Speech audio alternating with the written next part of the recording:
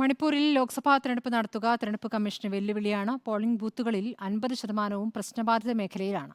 കലാപം മൂലം കുടിയിറക്കപ്പെട്ടവർക്കായി 29 പ്രത്യേക ബൂത്തുകൾ അധികമായി ഒരുക്കണം.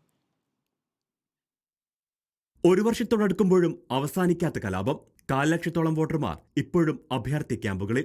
മണിപ്പൂരിൽ ലോക്സഭാ തെരഞ്ഞെടുപ്പ് നടത്താൻ തെരഞ്ഞെടുപ്പ് കമ്മീഷന് വെല്ലുവിളികൾ ഏറെ. 2977 പോളിംഗ് ബൂത്തുകളാണ് മണിപ്പൂരിലുള്ളത്. ഇതിൽ 50% ബൂത്തുകളും പ്രശ്നബാധിത മേഖലയിലാണ്. ഒന്നാം ഘട്ടത്തിൽ വോട്ടെടുപ്പ് നടക്കുന്ന ഇന്നർ മണിപ്പൂരിൽ 29 പ്രത്യേക ബൂത്തുകൾ അധികമായി ഒരുക്കും. ഇംഫാൽ ഈസ്റ്റിൽ 5, ഇംഫാൽ വെസ്റ്റിൽ 3, ബിഷ്ണുപൂരിൽ 11 എന്നിങ്ങനെയാണ് അധിക ബൂത്തുകൾ. വോട്ടിംഗ് മെഷീന് സുരക്ഷയൊരുക്കാൻ പ്രത്യേക സംവിധാനമുണ്ട്. 20 കമ്പനി അർദ്ധസൈനിക സംഘത്തെ പ്രശ്നബാധിത മേഖലകളിൽ സുരക്ഷയ്ക്ക് വേണ്ടി നിയോഗിച്ചു.